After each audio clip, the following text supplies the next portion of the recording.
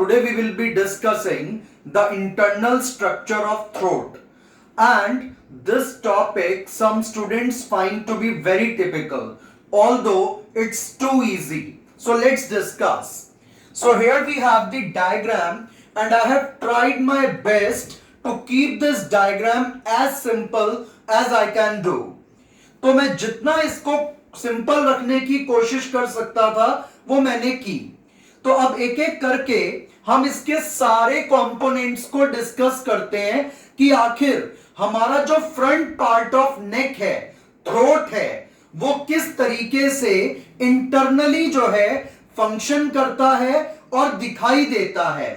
सो देखिए, this part is our mouth, और ये जो आप देख पा रहे हैं this is our oral cavity और माउथ.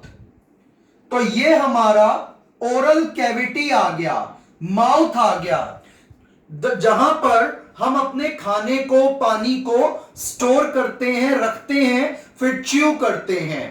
तो जो माउथ का एरिया है this is the oral cavity, और जो हमारे नोज का एरिया है, this entire part of the nose, this is our nasal cavity. और नेसल कैविटी को हम 3 पार्ट्स में डिवाइड करते हैं. The frontal part is vestibule, then the second part is respiratory, and the third part is olfactory.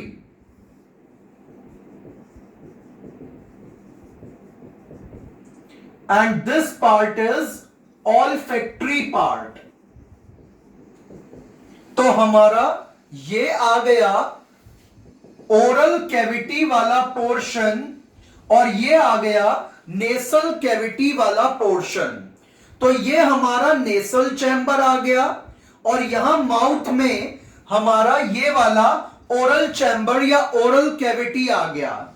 अब ये दोनों पीछे जाकर के आपस में कनेक्ट होते हैं. तो हमें इसके आगे का ये सारा स्ट्रक्चर समझना है. सो देखिए, जो हमारा नेसल चैम्बर है उसको हमने 3 पार्ट्स में डिवाइड किया था. वेस्टिब्यूल जो एयर को क्लीन करता है, रेस्पिरेटरी जो एयर के टेम्परेचर को कंट्रोल करता है, और ऑल्फैक्टरी वो एरिया जो हमारा स्मेल में हेल्प करता है. और यहीं पे ये प्रेजेंट है conchae, and these conchae increases the respiratory and olfactory functions. तो रेस्पिरेटरी एरिया और ऑल्फैक्टरी एरिया की कैपेसिटी को इंक्रीज करता है ये part conchae, and 2 conchae are there in the respiratory zone and 1 in olfactory zone. ये हम अपने प्रीवियस लेक्चर में भी कर चुके हैं. और अगर मैं यहां पर देखूं तो इस एरिया में कोई भी गैस का एक्सचेंज नहीं होता. और अगर इससे अब आगे के एरिया को देखें तो यहां पर इस तरीके से स्पेशलाइज्ड एक स्ट्रक्चर है जहां पर ऑल्फैक्टरी सेल्स हैं, और ये जाएगी ऑल्फैक्टरी नर्व. तो हमारे पास ये ऑल्फैक्टरी नर्व है which will move towards the brain and carry the signal of smell. तो ये कहलाता है olfactory bulb. And this part is olfactory nerve. तो ये चीजें यहां पर एडजस्ट हैं, और इनका काम है ब्रेन को स्मेल के सिग्नल्स पहुंचाना. तो जो भी चीज हम स्मेल करेंगे वो हमारे नोज के जरिए जाएगी, और वो जब इससे कांटेक्ट में आएंगे उसके फ्यूम्स या उसका कोई भी एरोसोल, तो यहां से सिग्नल ब्रेन की तरफ जाएगा. तो दिस नेसल चैम्बर और nasal cavity and oral cavity, they are united at this point, and this point is our pharynx. तो देखिए, जो हमारी नोज की कैविटी है, नेसल कैविटी है, नेसल चैम्बर है, ये पीछे जिस पॉइंट पे ओपन होता है इसे कहा जाता है नेसोफैरिंग्स। सो दिस पार्ट इज नेसोफैरिंग्स। ऐसे ही जो हमारा माउथ वाला हिस्सा गले में खुलता है उस पार्ट को कहते हैं oropharynx. So this part is oropharynx. और इनके नीचे का जो ये वाला हिस्सा है ये कहलाएगा laryngopharynx. So this part is लैरिंगोफैरिंग्स।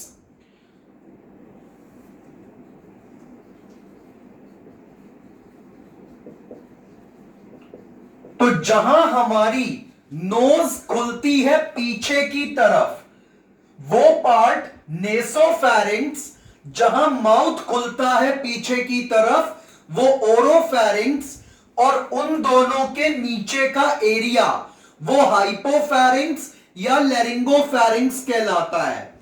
और अगर मैं इन तीनों एरियाज को जोड़ दूं तो ये बनता है pharynx, which is the front part of our neck. तो जो फैरिंग्स है this is the first part of our throat. तो हमारे थ्रोट में मेनली टू पार्ट्स देखे जाते हैं, फैरिंग्स एंड लैरिंग्स। तो उसमें से जो फर्स्ट पार्ट है दैट इज फैरिंग्स। तो अगर हम देखें ये हमारी नोज वाली कैविटी आ गई, तो नोज वाली कैविटी जहां गले की तरफ पीछे खुलेगी वो nasopharynx. The part where mouth will open at the end that is oropharynx, and the part below these two pharynx that is naso and oropharynx is hypopharynx और laryngopharynx। और इन तीनों को एक साथ कॉमन टर्म दी जाती है pharynx और throat which is about 12 centimetre long. तो इसका जो टोटल मेजरमेंट है अप्रॉक्स 12 सेंटीमीटर का रहता है। और अगर अब हम इससे नीचे चलें तो this part is called as epiglottis. और इपीग्लॉटिस, इपी का मतलब होता है ऊपर, above. So epi means above and glottis means opening. So it is a cover of our opening glottis. तो यहां पर ये आपका ट्रेकिया है, विंड पाइप है, और विंड पाइप के ऊपर जो ओपनिंग है this opening is called glottis. और इस ग्लॉटिस में खाना और पानी ना चला जाए तो उसको एक कार्टिलेजिनस फ्लैप कवर करता है which is known as epiglottis. अब अगर इपीग्लॉटिस के बाद के एरिया की बात करूं तो ये आ जाएगा सुप्राग्लॉटिस। और सुप्राग्लॉटिस के ठीक नीचे का जो हिस्सा है यहां पर हमें मिलने वाली हैं वोकल कॉर्ड्स जो हमारे साउंड को प्रोड्यूस करेंगी। And this opening is considered as glottis. तो epiglottis, supraglottis, then vocal cord जो कि मसल से बनती है, और उसके नीचे का वोकल कॉर्ड के subglottis and glottis. This part is subglottis, यानी कि ग्लॉटिस के नीचे।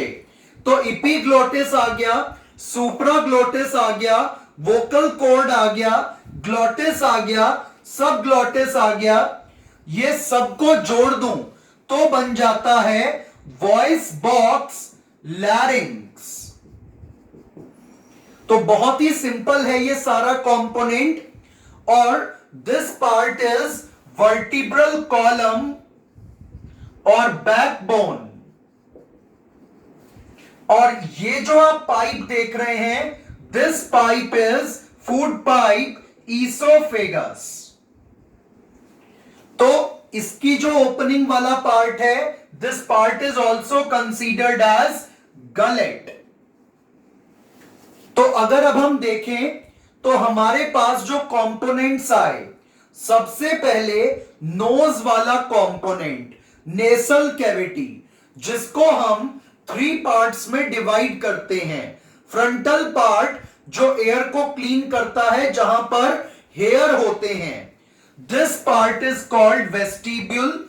उसके पीछे का एरिया एयर के टेम्परेचर को कंट्रोल करेगा, उसे हम कहेंगे रेस्पिरेटरी, और वो पिंकिश और रेडिश कलर का दिखता है। और जो नोज के सबसे पीछे का पार्ट है, वो येलोइश ब्राउन कलर का दिखता है, और उसे कहते हैं ऑल्फैक्टरी पार्ट। और ऑल्फैक्टरी पार्ट के ऊपर होता है olfactory bulb, which contains olfactory nerve which gives the signal to the brain। और नेसल कैविटी के बाद जहां नेसल कैविटी ओपन होगी, उसे हम कहेंगे नेसोफैरिंक्स। उसके नीचे का जहां माउथ ओपन होगा, वहां पर ओरोफैरिंक्स। और इन दोनों के नीचे का कॉमन एरिया लैरिंगोफैरिंक्स। तीनों को जोड़ दूं तो फैरिंक्स। और epiglottis, that is the cartilaginous cover, then supraglottis, then vocal cords or glottis, then this part subglottis comprises the voice box और larynx। तो ये हमारे पास कंपोनेंट्स हैं। तो larynx with pharynx comprises of your entire throat। और voice box जो है mails में स्वेल्ड रहता है और आगे की तरफ बल्ज होता है, और उसको क्या बोल देते हैं, एडम्स एप्पल। तो यहां पर आपको ये सब चीजें ध्यान रखनी है। और ये जो आप पार्ट देख रहे हैं, इसको मैंने जान के थोड़ा सा अलग बनाया है। This is यूव्यूला।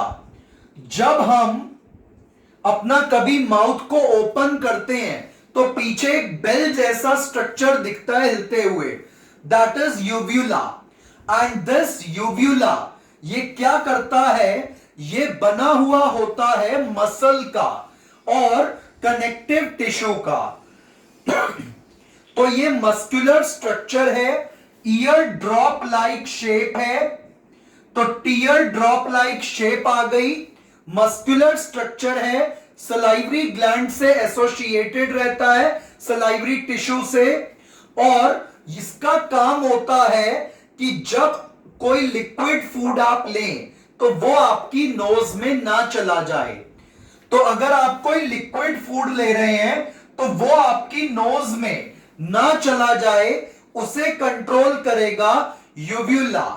So these are certain parts. और अब यहां पर एक और इंपॉर्टेंट चीज समझिए, ये हमारा ईयर आ गया, और जो हमारा मिडल ईयर होता है, हमारे मिडल ईयर से एक ट्यूब आती है, यूस्टैचियन tube.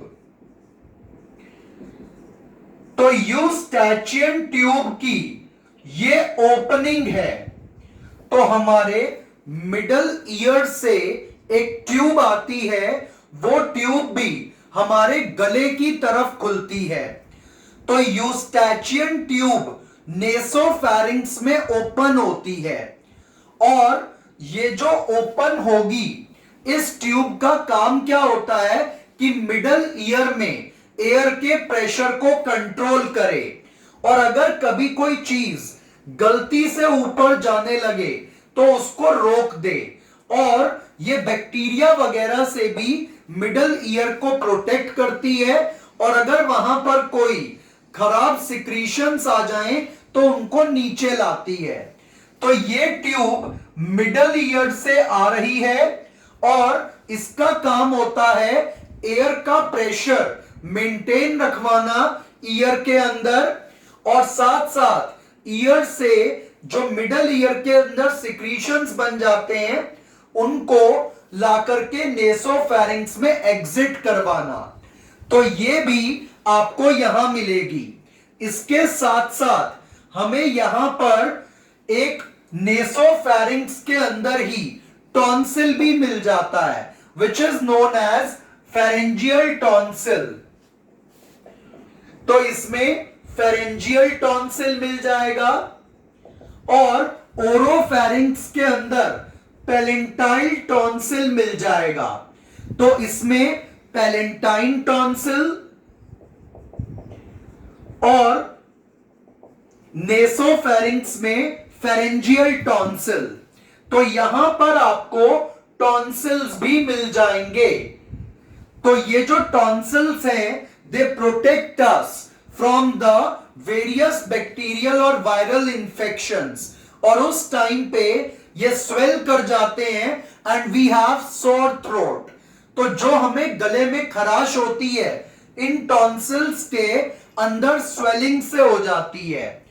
And this part is adenoid tissue, and this adenoid tissue is like a lymph node, और जब ये भी स्वेल हो जाता है तो इसकी वजह से भी गले में खराश होती है, दर्द होता है, और ये बच्चों में बहुत कॉमन होता है।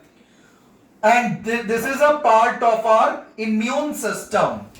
तो अगर हम बात करें थ्रोट की, तो सबसे पहले नेसल कैविटी, फिर ओरल कैविटी।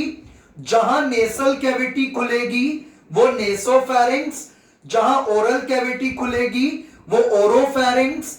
उन दोनों के नीचे का एरिया लैरिंगोफेरिंक्स। तीनों को जोड़ दूं तो बनेगा फेरिंक्स। और अब इधर आ गया फूड पाइप, इधर आ गया विंड पाइप। जो फूड पाइप है उसकी ये कैविटी गलेट, और विंड पाइप की ओपनिंग क्या कहलाती है, ग्लॉटिस, और इसको कवर करता है फ्लैप इपीग्लॉटिस, और ग्लॉटिस के ऊपर का एरिया सुप्राग्लॉटिस, और यहीं पर मिल जाता है मस्कुलर स्ट्रक्चर वोकल कॉर्ड, और उसके बाद ये नीचे का हिस्सा सबग्लॉटिस। इन सबको जोड़ दूं तो बनेगा वॉइस बॉक्स और larynx, which is a cartilaginous structure. तो larynx plus pharynx together constitutes the throat, और throat का जो pharynx वाला हिस्सा है it is approx 12 centimetre long. तो जो सबसे ज्यादा बच्चों को दिक्कत आती है वो यही चीज समझने में आती है, और ये यूव्यूला क्या करता है, माउथ से जो लिक्विड फूड है उसको नोज में एंटर होने से रोकेगा, और यहीं पे हमें टॉन्सिल्स भी मिल जाएंगे। So this was all about the throat. Thank you.